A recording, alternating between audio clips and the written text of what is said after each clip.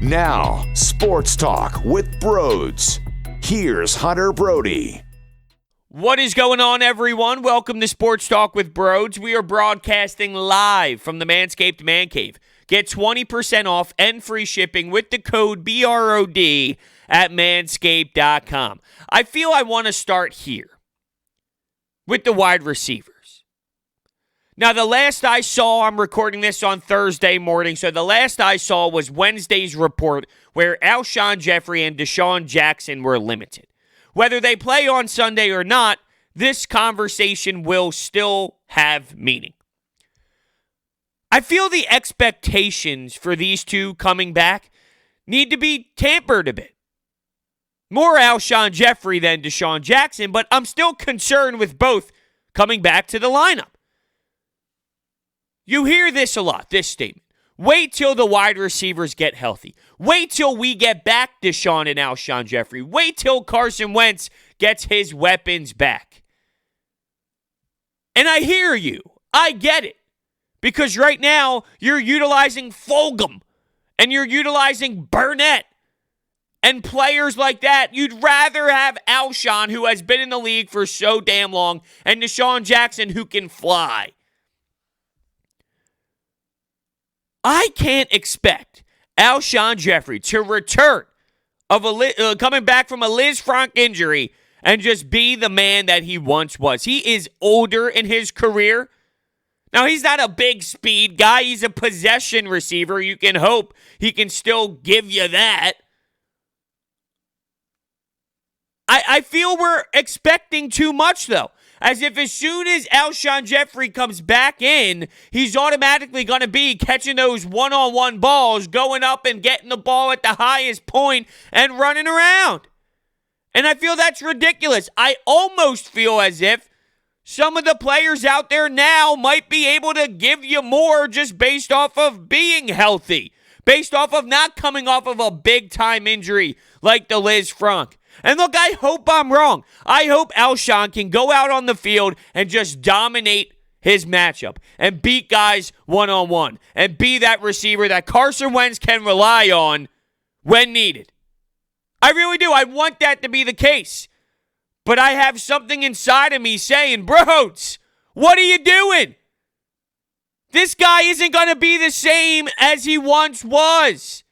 And you can argue, well, is he still better than some of the others?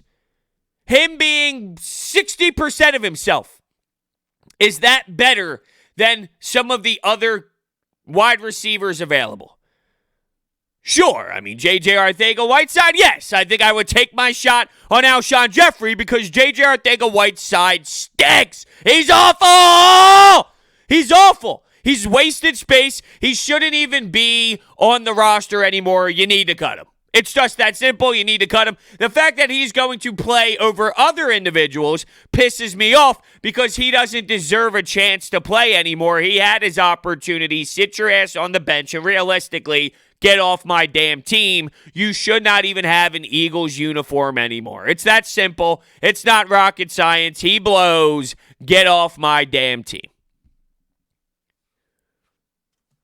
I get that Alshon Jeffrey's going to get that chance coming back because of what he once did in this career of his and who he is as a whole and his background, and that's fine. That's fine. I just hear the conversation of wait till we get healthy. Wait till we get our guys back. And I just don't know if getting these two guys back, specifically Alshon Jeffrey, is something that I can truly rely on. I'm not as optimistic as some are when it comes to what routes Alshon Jeffrey is going to be able to run. Imagine this. I mean, let's look up his age because, I mean, come on. He's not young anymore. Alshon Jeffrey is 30 years old.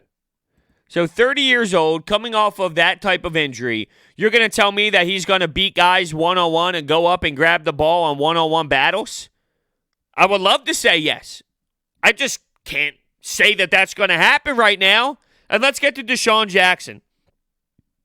This hamstring's an issue.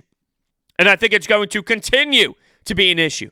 From the beginning of the season, we heard that they were being cautious with him. They had him on a snap count because they want to make sure that he's able to expand his play this season and play more games. So early in the season, they're going to limit him. I think that was all nonsense. I feel he was hurt to begin with.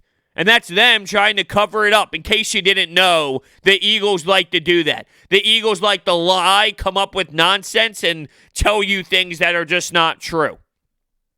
I feel I feel that Desean Jackson was somewhat battling with something even during those early games. And then here we go with the hamstring. I haven't seen Desean Jackson fly over the top like he did against Washington last season to score a couple touchdowns and help this team win the game.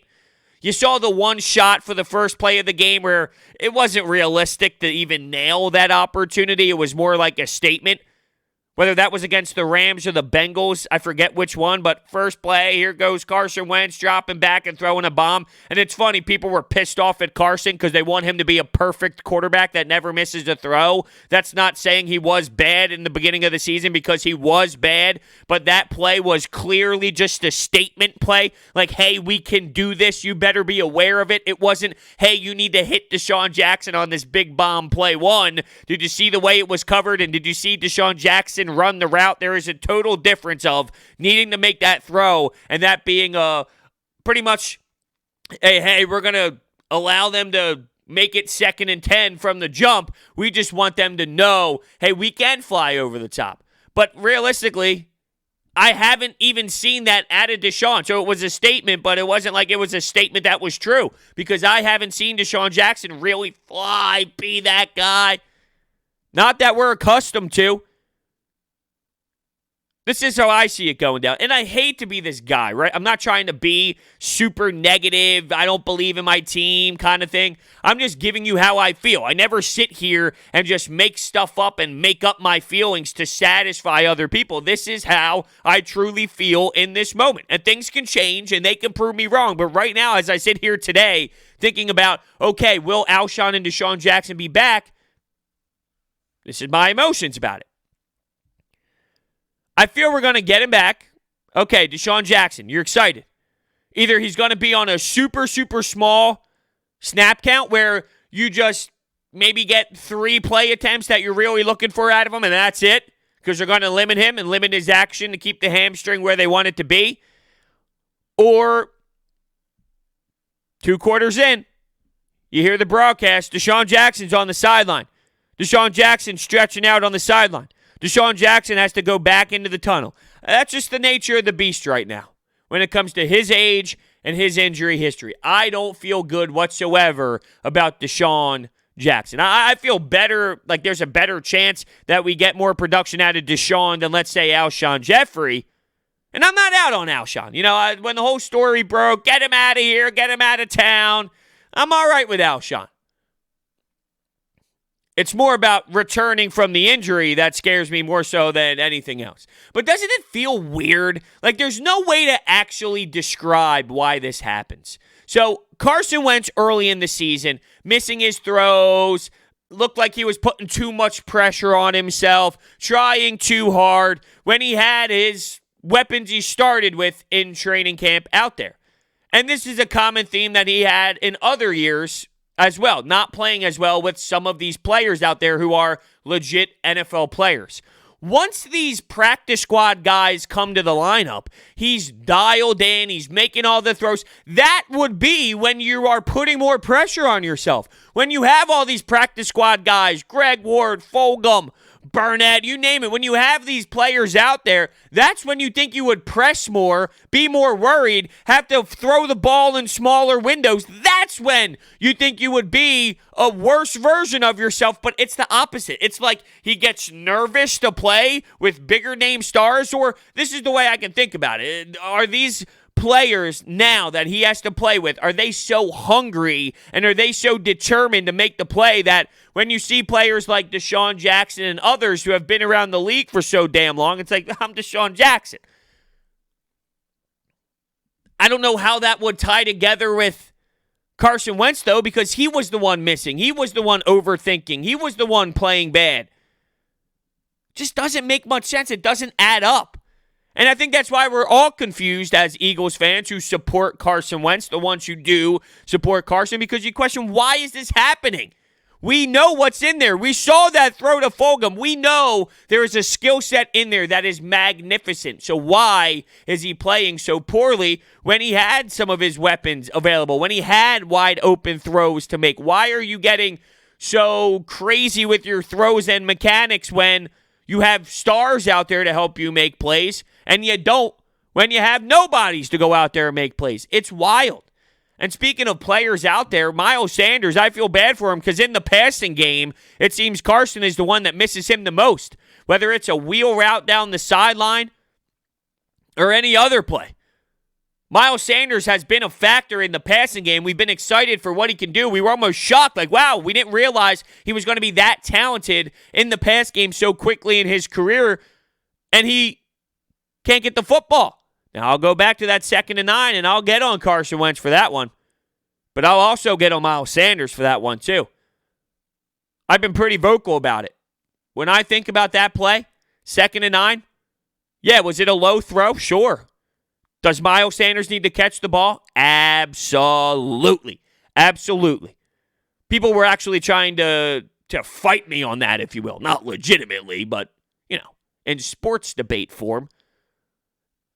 It's crazy. It's wild that on that specific play, while I am acknowledging that Carson Wentz missed the throw, I saw it. I see it. It was low. To just make it seem like playmakers can't make plays and they don't have any sort of criticism, well, that doesn't make sense at all.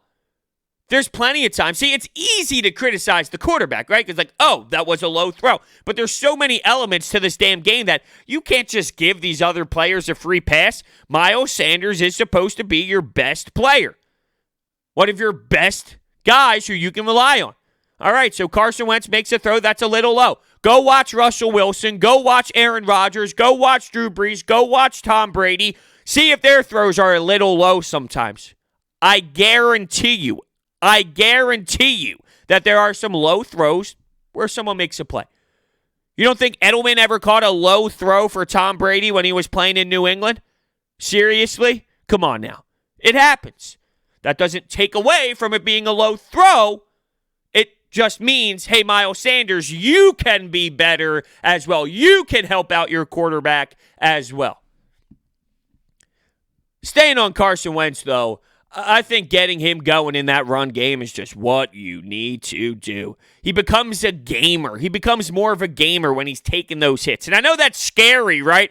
Because it's Carson Wentz taking hits. We think about the injury history, but if this is what it's going to take to get Carson Wentz flowing in a game, getting some confidence, waking up, staying alive, well, then guess what? You're going to have to do it. Him running the football, taking hits, lowering the shoulder, getting a first down, sliding, things of that nature. That is waking up Carson Wentz, rolling him to the pocket, out of the pocket, that is. He is on a different level when he is utilizing his legs, and I think Doug Peterson has noticed that. It's crazy that it takes him this long to notice that because we've all been screaming about it for how long now to let's roll him out. Let's roll him out. Hey, Doug, Carson Wentz does better when you roll him out. We've been talking about it for how damn long. It's so crazy. It reminds me of the running the football thing, right? Like we scream, Doug, run the damn ball, dude, run it. And then there seems to be a game where it clicks and they do so well. Specifically, the game that comes to mind is last year on the road, short week, Thursday night football, Lambeau Field, Green Bay Packers. Run the ball, dog. Jordan Howard gets all these touches. Boom, boom, boom, touchdowns. Wow, isn't that wild? It worked. And I think you're starting to see that with the run side of things. And you need it. I mean, there's no doubt you need it out of Carson Wentz. You need him to use the legs. He's a big guy. You watch Cam Newton do it all the time. That's a tough thing to defend.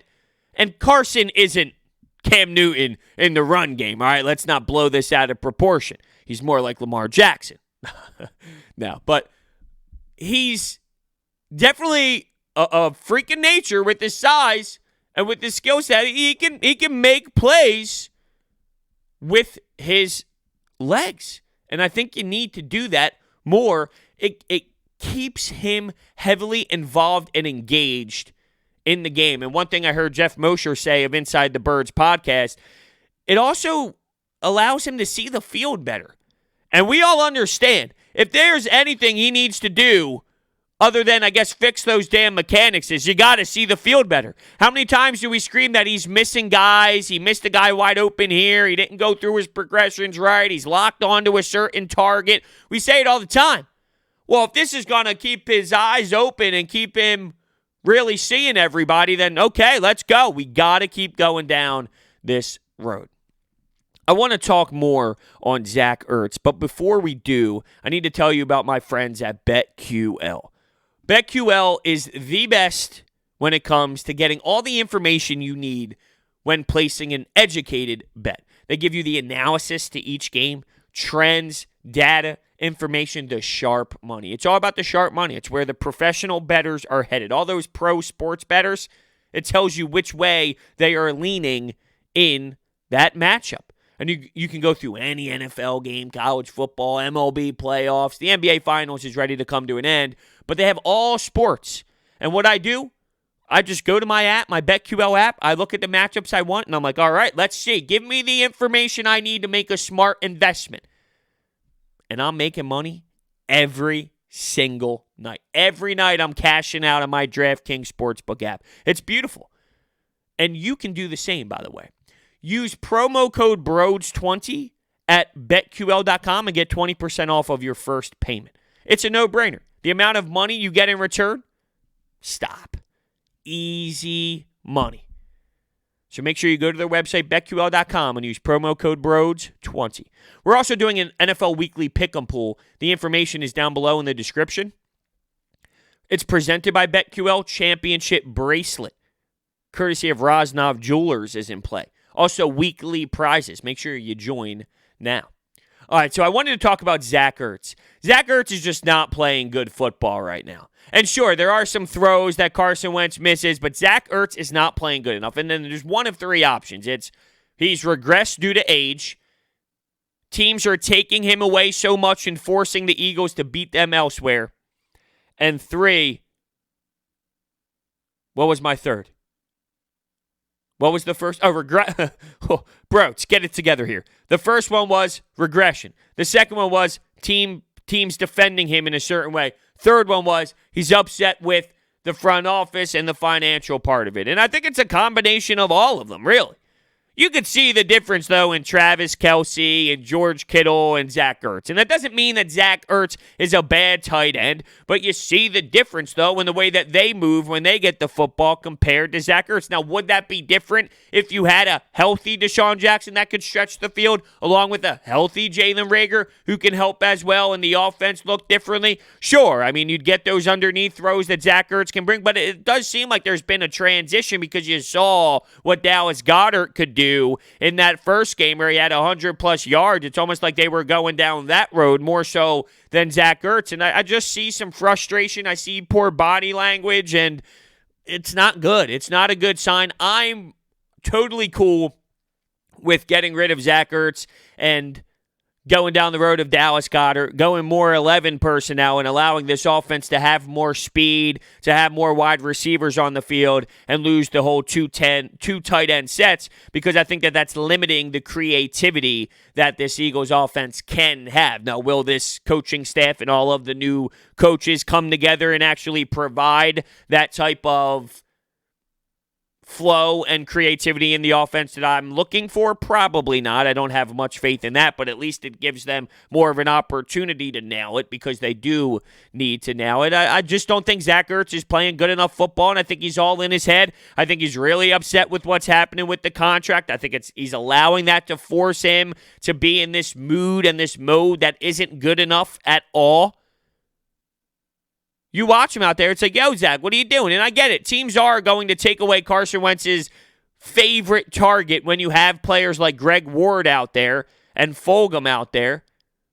But it's on you, Zach, to be able to get open.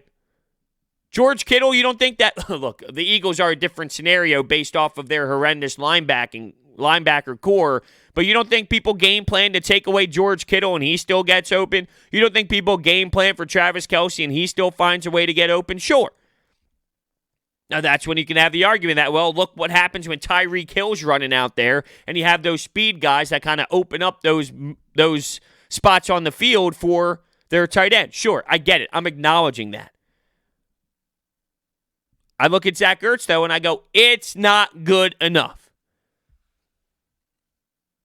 Seems to be an easy decision in reality for when it comes to that move of Zach Ertz. All right, the offensive line. Mailata did great for the circumstances. The offensive line with a big Band-Aid on it did fine. You're going to see different stuff, though, with Pittsburgh. All right? You're going to be seeing T.J. Watt. You're going to see different explosive players on the defensive front than what you saw last week against the 49ers.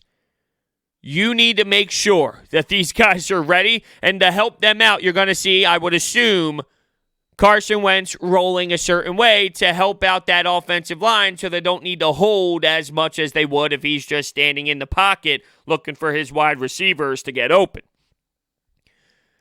Now is a test, though. Now it's going to be a different type of test, and you might see some more growing pains this week compared to last week. They didn't truly get tested that much. And look, they held their ground. They did.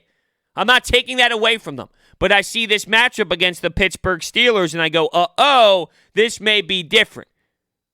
You might see Jordan Mailata get toasted, get roasted a couple times, fall on his face, look up and see Carson Wentz getting sacked. You might see that.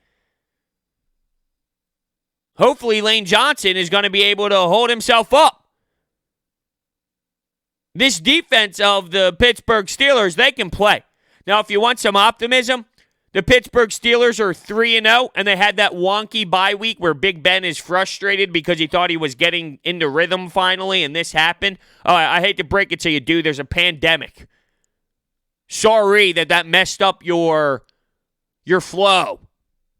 You should be pissed off with the Tennessee Titans, who should, because they didn't really follow protocols, you should be pissed off with them for breaking the rules and ruining the season. But their record, their teams that they played against, their records, so their wins, they're 3-0, their wins, the combined record of those teams, they have one victory combined. Now, I'm not saying the Pittsburgh Steelers stink. I'm just giving you statistics, that's all. I'm giving you the information, and you can take it in the way that you want to take it in. So their combined 3 wins, those teams together, 1 victory. Houston Texans, no wins. Giants, no wins. Broncos, 1 win, and they beat the New York stinking Jets. So take that for what it is. Tomorrow we'll have a Football Friday podcast where we'll dive into this a little bit more. Today was more about, what do you expect out of Alshon Jeffrey and Desean Jackson? What did you like about Carson Wentz's game, and are you turning the page? Do you feel better about Carson Wentz? We had a great question on 97.3 ESPN on Wednesday's show, and the question was, Carson Wentz is blank, and you fill in the blank. I guess that's more of a statement, not a question, and we had some phenomenal answers. Maybe I will bring that to a podcast here very soon. Before I let you go, this episode of Sports Talk with Broads is sponsored by Orbit Energy and Power. With over 20 years of experience in the industry, they are home to your solar experts in both residential and commercial projects. They also provide water purification systems, backup energy services, battery storage, and more. So check out their information. It is down below in the description. I'm excited to see what this team is all about. See, this is like a statement game. We saw them play. We saw them win against a banged-up 49ers team when the Eagles were equally as banged up, so it's a wash. We saw Carson Wentz take a step in the direction that we would like him to take a step in. We saw him run the ball. It was against the 49ers team, though. Who are they really? If Carson Wentz can play better than he played against the 49ers, do you start to get your excitement back for Carson Wentz? Because right now, while I'm intrigued based off of what I saw last Sunday, it's still like, hey, what are you? Who are you? What is the identity of this football team? You need to now start knowing what this football team is all about. You're 4 games in. You're past the quarter of the season. you should be grasping the identity of your football team, and we don't know. But a win against the Pittsburgh Steelers can put you in a good spot, right? Where you start to, hold on a second. Are we learning what this team is all about compared to a loss, a blowout loss, a bad loss? And then you go, all right, hold on a second. Now we're 5 games in. We're 1-4, and we've seen this team for 4 of those games for the most part. Yeah, we know what this team is. Yeah, this is who they are, right? So it's a big game. It's a big game for the identity of this football team. Can't wait. Thank you all so much for listening, and I will see you next time.